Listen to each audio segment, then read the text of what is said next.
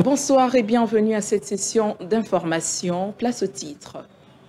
IGFRDC, reprise de mission de contrôle. Le gouvernement instruit d'accompagner l'inspection générale de finances. Finance RDC, le ministre des Finances effectuera une visite officielle à Kisangani pour mobiliser les jeunes à rejoindre le FRDC et sensibilise la population de la Tchopo à l'importance de lutter contre le M23 pour défendre l'intégrité nationale.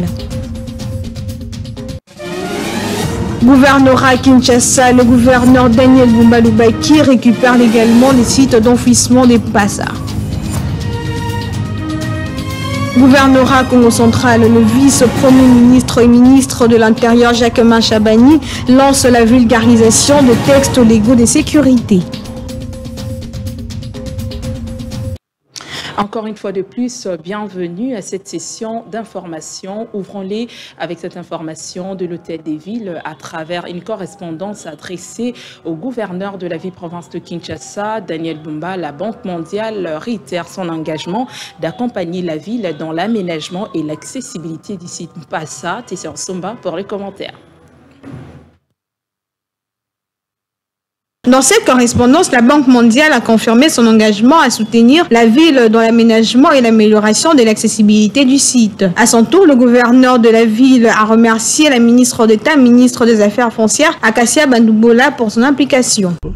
Mes remerciements vont surtout à l'endroit de Madame Akassia, ministre d'État, à qui nous avons confié ce plaidoyer.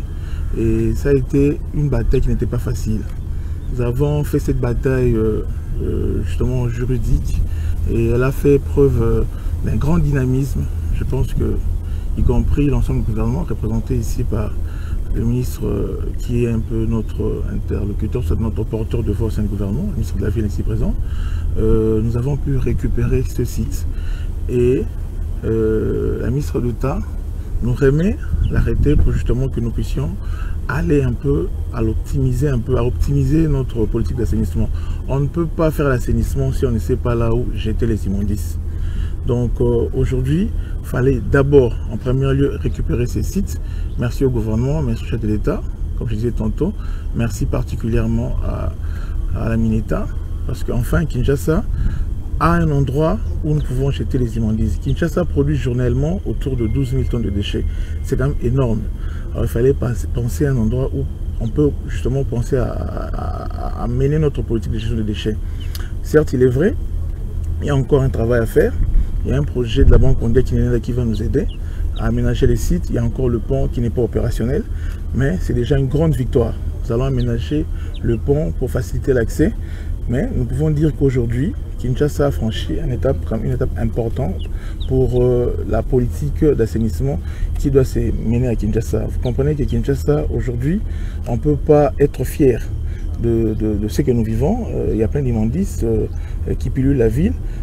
Selon le gouverneur de la ville, Daniel Bumba Lubaki, Kinshasa a franchi une étape importante pour la politique d'assainissement. Selon le gouverneur de la ville, Daniel Bumba Lubaki, Kinshasa a franchi une étape importante pour l'assainissement qui doit se mener dans la capitale. Notons que cette initiative fait partie du projet Kinelena.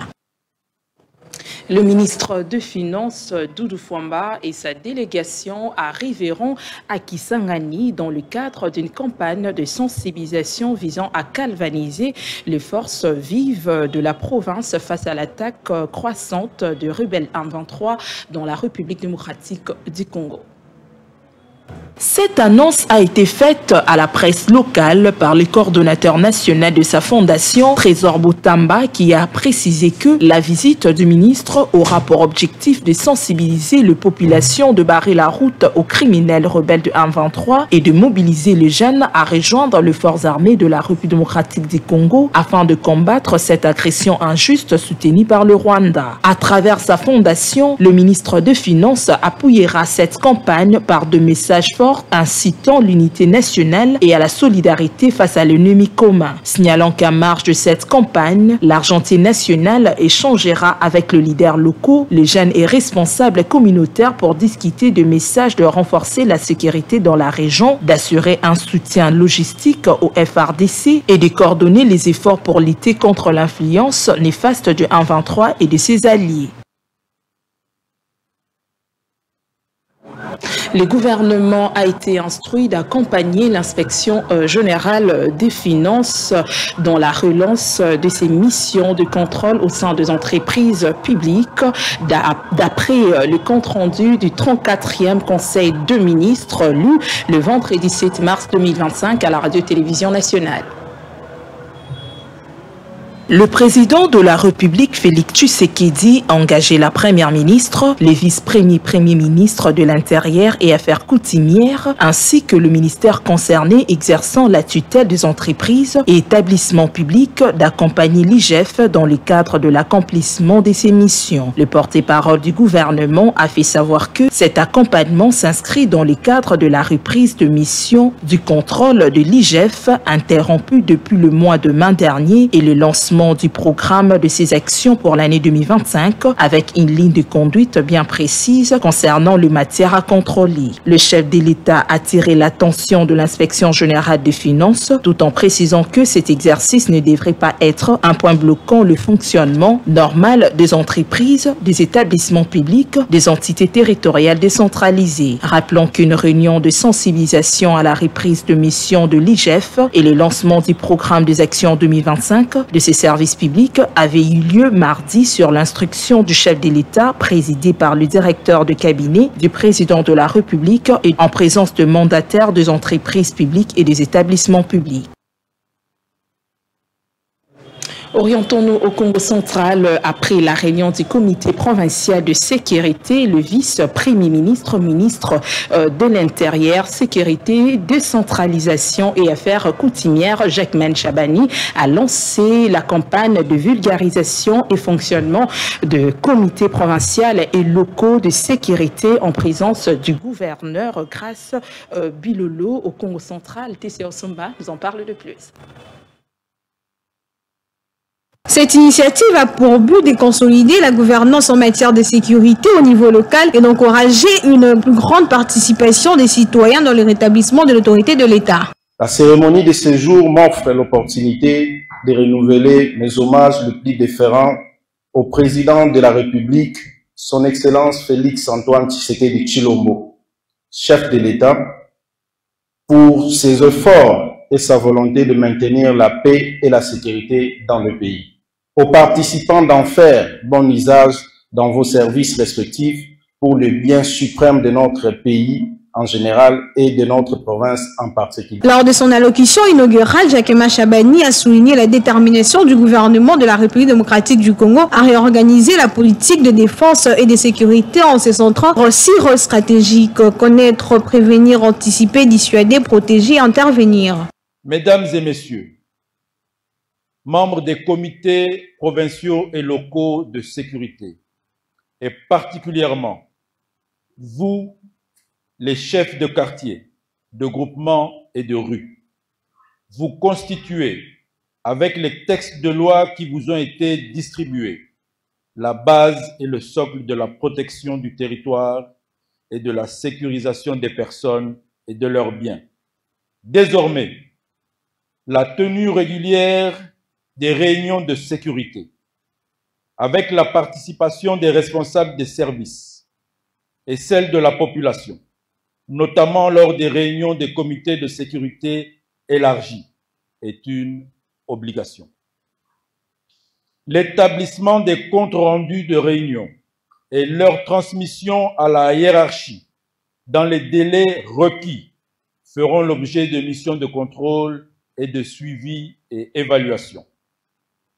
Les réunions des comités de sécurité doivent être préparées et conduites suivant les dispositions pertinentes du décret et des mesures d'application. Rappelons que le démarrage de cette campagne a eu lieu dans la ville-province de Kinshasa où près de 750 membres du comité local de sécurité ont suivi une formation. Le Congo central constitue la seconde phase de cette procédure. En sport, le ministre des Sports et Loisirs, Didier Boudimbo, a félicité Madame Bestine Kazadi, première femme congolaise à rejoindre le comité exécutif de la Fédération africaine, élue ce mercredi 12 mars 2025 lors de la 14e Assemblée générale extraordinaire de la CAF. Tessia Somba nous revient pour les commentaires. Unique candidate pour le poste, l'ex-présidente de coordination de l'ASFE Club a été élue par acclamation conformément aux règles de la CAF pour les candidates qui se présentent seules. Elle va occuper le poste de 5e vice-présidente en charge de football féminin du continent pour un mandat de 4 ans, tout comme le Sud-Africain Patrice Motsepe, réélu président de la CAF. Mestine Kazadi, qui est aussi une écrivaine, avocate et femme politique en République démocratique du Congo, exerce en qualité de conseillère spéciale du président Félix-Antoine Tshisekedi, se concentrant sur la coopération, l'intégration régionale. Se concentrant sur la coopération et l'intégration régionale. Elle est la 3e personne de nationalité congolaise à rejoindre le comité exécutif de la CAF après Constant Marie et Véron Mosengo qui occupe actuellement le poste de secrétaire général de cette organisation. C'est avec fierté que le ministre de Sport et Loisirs Didier Boudimbo a félicité la première femme congolaise à intégrer le comité exécutif de la CAF. Nous voici à la fin de cette édition du journal, mesdames et messieurs. Merci de l'avoir suivi et quant à moi, je vous dis au revoir et bonne suite de programmes sur Congo Live Télévision.